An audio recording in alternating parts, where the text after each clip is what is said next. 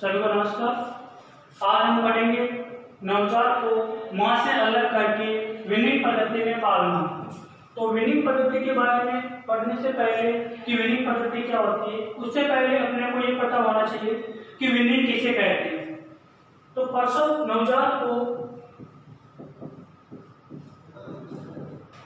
के तुरंत बाद या जन्म के 4-5 दिन बाद मां से अलग करके पालना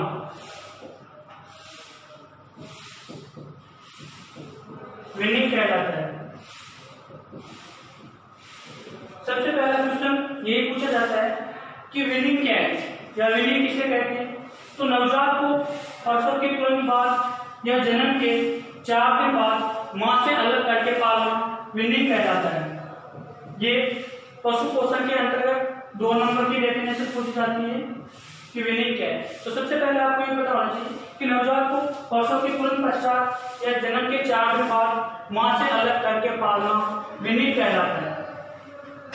इसके बाद में अपने को ये भी पता होना चाहिए कि अगर अपन नवजात बच्चे को वीनिंग पद्धति में पाल रहे हैं तो उसके लिए अपने को कौन कौन सी सावधानियां अपनानी चाहिए। तो वीनिंग पद्धति की विधियां, वीनिंग पद्धति से नवजात को वीनिंग पद्धति से नवजात को पालते समय निम्न विधि अपनाएं।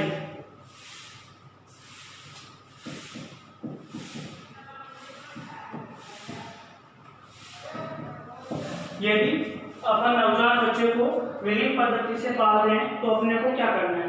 तो सबसे पहले तो ये है कि नवजात को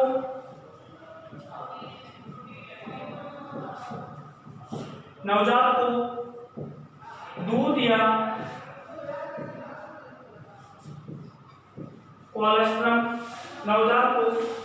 कोलेस्ट्रम निप्पल से मुंह ऊपर करके पिलाए।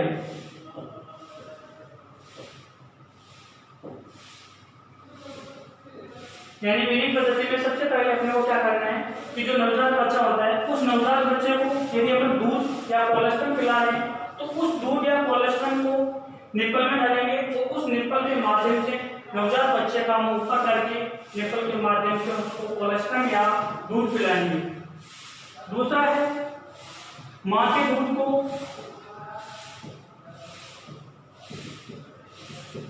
किसी चौड़े मुंह के बर्तन में डालकर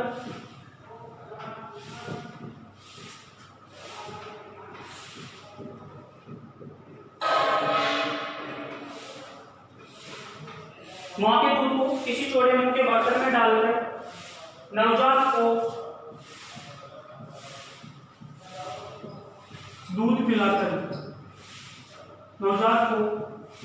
दूध पिलाना। यानी कोई भी चौड़े मुंह का बर्तन लेंगे और उस चौड़े मुंह के बर्तन में दूध डाल देंगे और उस दूध के अंतर्गत अपन है जो अपनी अंगुली डाल देंगे और वो नवजात बच्चा उस अंगुली को थन समझकर चूसने लगेगा। और जैसे ही नवजात बच्चा उस अंगुली को थन समझकर चूसने लगता है उसके दौरान अपन धीरे धीरे उस अंगुली को उस दूध के बर्तन में नीचे की तरफ ले जाते हैं और जैसे ही नवजात बच्चे के मुंह में दूध जाने लग जाता है तो अपन है जो अपनी अंगुली को हटा लेते हैं और जो नवजात है वो अपना दूध उस बर्तन के माध्यम से पीता रहता है।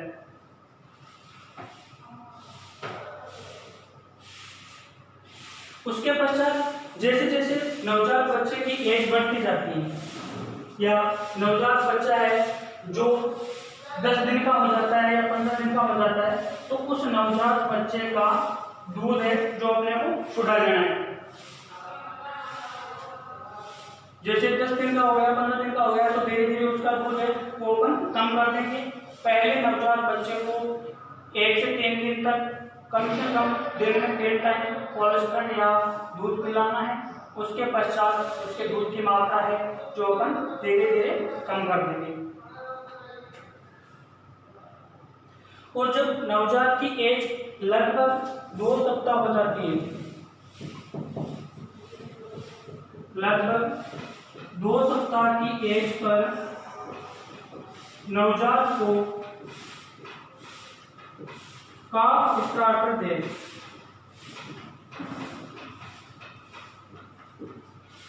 ये लगभग 200-250 ग्राम काफ स्टार्टर है जो 2 सप्ताह की एज पर अपन नवजात को दे सकते हैं। इसके अलावा जो अपन नवजात बच्चा है उसको दूध छुड़ा देते हैं, तो उसके लिए जो भी अपन काफ स्टार्टर देते हैं उस काफ स्टार्टर में अपने सोडियम है, पोटेशियम है, calcium, magnesium, zinc, iron, protein, ये जो है सभी आवश्यक पोषक तत्व है वो भी उसके अंतर्गत उपलब्ध होने चाहिए। अब दूसरा क्वेश्चन इसमें ये पूछा जाता है कि विनिंग पद्धति के लाभ लिखिए। तो विनिंग पद्धति के लाभ है जो काफी इंपॉर्टेंट क्वेश्चन है ये, और विनिंग पद्धति के बहुत सारे लाभ होते हैं।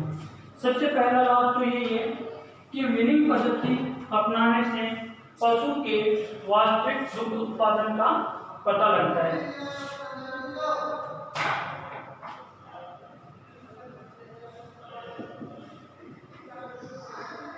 विनिंग के लाभ, और विनिंग के लाभ में आपके सबसे पहला है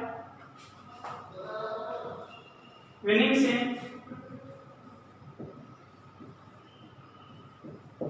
पशु के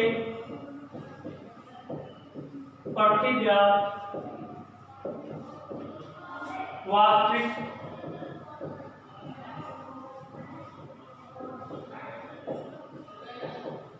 दुग्ध उत्पादन का पता लगता है।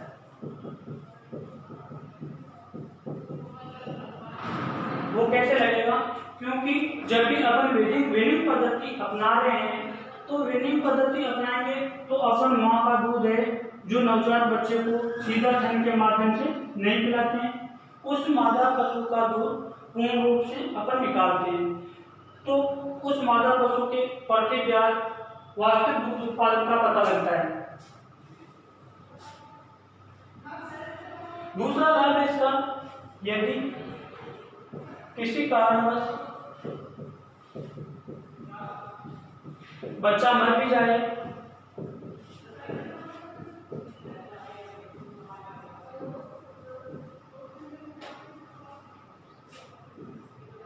तो भी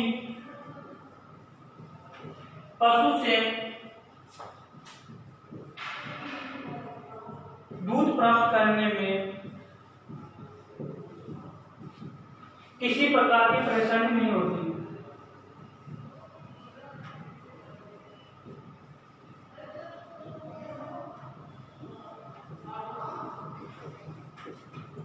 पहला लाभ वास्तविक दूध उत्पादन का पता लगता है। दूसरा, अगर किसी कारणवश मादा पशु है उसका नवजात बच्चा मर जाता है तो भी उस मादा पशु से दूध उत्पादन किया जा सकता है, उसके दूध देने में किसी प्रकार की कोई परेशानी नहीं होती है। तीसरा लाभ है मादा पशु को पाउचने के लिए, यानी मादा पशु को मिल्क लेट डाउन के लिए काफ पर निर्भर नहीं रहना पड़ता। क्यों नहीं रहना पड़ता? कि जिन मादा पशुओं का दूध अपन बच्चे को पिलाते हैं तो जब तक वो मादा पशु मिल्क लेट डाउन नहीं करेगा, जब तक नवजात बच्चा उसके थनों को नहीं चूसेगा। और जब अपन विनिंग पद्धति अपनाते हैं तो मादा पशु को मिल्क लेट डाउन के लिए काफ पर निर्भर नहीं रहना पड़ता है। जैसे उसके दुग्ध दोहने का समय होता है, मादा पशु में अपने आप मिल्क लेट डाउन की क्रिया हो जाती है।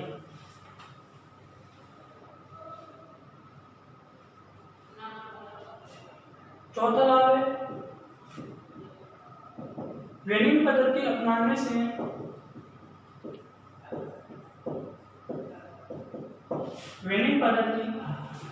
से काफ को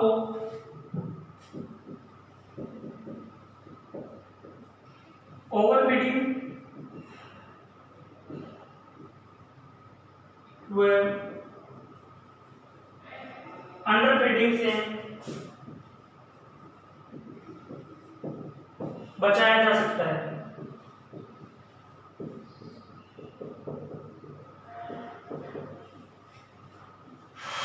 कि वीनिंग पद्धति अपनाने के माध्यम से जो नवजात बच्चा होता है उस नवजात बच्चे को अंडर फीडिंग या ओवर फीडिंग से बचाया जा सकता है। अंडर फीडिंग का मतलब होता है जिस नवजात बच्चे को जितना आहार चाहिए, अगर अपन उतना आहार उस नवजात बच्चे को नहीं प्रदान करते हैं तो वो तो हो गया आपकी अंडर फीडिंग। और ओवर फीडिंग का मतलब होता है आवश्यकता से ज्यादा पोषण उपलब्ध करवाना, ओवर फीडिंग कहलाता है। इसके अलावा वीनिंग पद्धति अपनाने से काफ स्कोर या डायरिया जैसे रोगों से काफ को बचाया जा सकता है। अगला लाभ है आपके कि बिना काफ के दुग्ध दोहन से साफ हुए स्वच्छ दूध प्राप्त होता है। जब भी अपन बिना काफ के दुग्ध दोहन करते हैं तो मादा पशु से साफ हुए स्वच्छ दूध प्राप्त होता है। नेक्स्ट है काफ द्वारा थन व ऐन को किसी प्रकार की चोट पहुंचाने की संभावना बहुत ही कम हो जाती है। यानी कि जब मादा पशु का दूध है जो काफ नहीं पिएगा तो उसके थनों को किसी भी प्रकार की चोट लगने की जो संभावना है वो शून्य हो जाएगी। इसके अलावा है आपके कि मिल्क रिप्लेसर द्वारा काफ का पालन पोषण। तो इसमें सबसे पहले अपने को ये पता होना चाहिए कि मिल्क रिप्लेसर क्या है और इसके बारे में अपन अगली क्लास में पढ़ेंगे। आज के लिए इतना ही। सभी को बहुत बहुत धन्यवाद।